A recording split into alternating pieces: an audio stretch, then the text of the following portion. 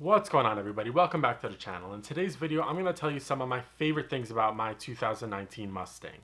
I do own a Mustang EcoBoost, but a lot of these things are still going to apply to you if you own a 5.0 or a GT.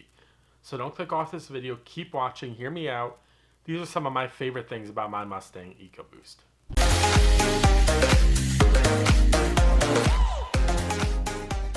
First is going to be the comfort of the car. I think the comfort in this car totally matches that of a luxury car. Usually when you have a really comfortable car, you're gonna have to be giving up something in order to get that. And the interior and seats and everything in this car just seems well-rounded. You can adjust the seat however you need to. And in addition to that, you have plenty of legroom, whether you're small, tall, big, large, tiny, skinny, whatever size you or shape you are. The car is going to be comfortable for you, and that's one big selling point. I know it was for me, and I know it will be for a lot of you. So the number one thing for me is the comfort. Second is safety. My last EcoBoost was totaled, and it saved my life. My Mustang saved my life, and I'm going to make a video about that in the future whenever I can.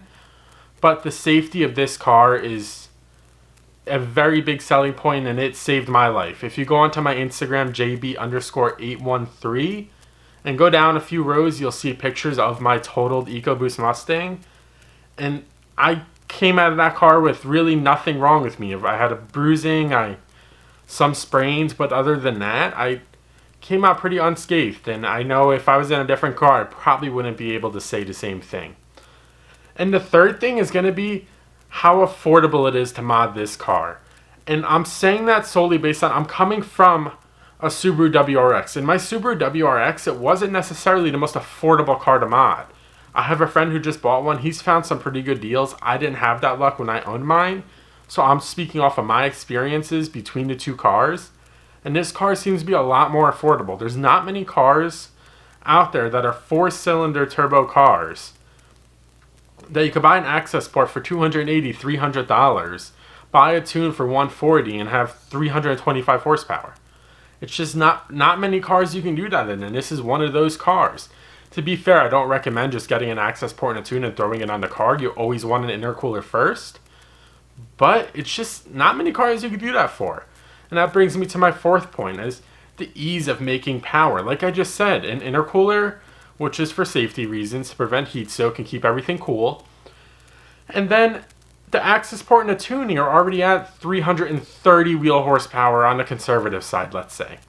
It's just, you can't say that about a lot of cars. So the affordability and the ease of making power in these cars should be a definitely huge selling point. Yeah, I know your uncle's brother's cousin's friend's GT has more horsepower than the EcoBoost, but if you're driving this car every day, you don't need 500, 600, 700 horsepower.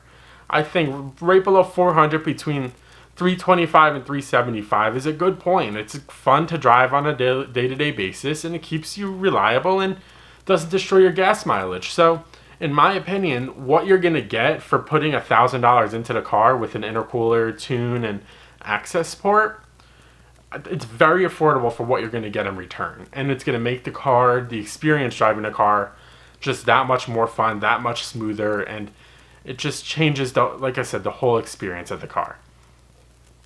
And then that's going to bring me to my fifth point, is that's how you have the ease of access into these parts. There's been a ton of R&D. There's been a ton of testing on these parts. So the research has been done on what you want to buy, whatever you want to do on your car.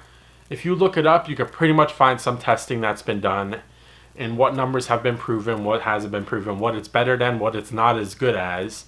So a lot of testing has been done on this platform. And that's another thing that a lot of platforms can say the same thing, most actually. But it's just very important to me knowing that when I buy a car, I'm going to have the resources and the work has been done into what I want to put onto that car. And I'm getting the most for my money. I don't want to buy something, it not have any reviews, it doesn't have any research, no testing done, and it breaks and blows my engine.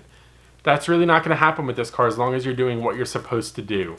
And that's, be smart about it. If you're getting a tune, have the intercooler, buy a catch can. If you treat your car right, the car will treat you right in return. And another thing, people will laugh at this when people say it's stupid, but the car is a sleeper. If you go to some old-fashioned person, or if you go to someone who only knows V8s, only knows 6 cylinders, and say, oh, I have a Mustang, it's a 4-cylinder. They're going to laugh at you and say, oh, okay, it's a 4-cylinder Mustang? That's nothing special.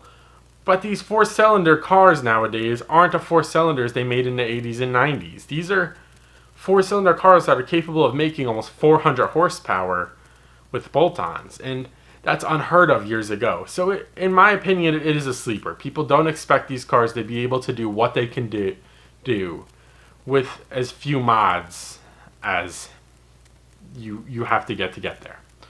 And then my second to last thing is the transmission.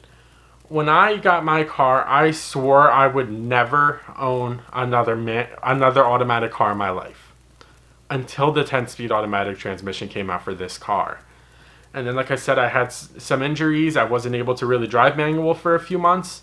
So I said, okay, I'm going to give the 10-speed a shot. If I don't like it, then so be it. We'll sell it. We'll go and get the 6-speed and be on our way. And I can honestly say I bought the 10-speed and I've never looked back. It shifts extremely fast. It seems reliable.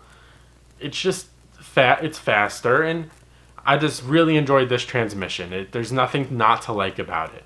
I thought I'd missed a manual, but I really honestly don't. And that's very surprising to me because I've told everybody I would never drive an automatic car again. And here I am with an automatic car and haven't looked back.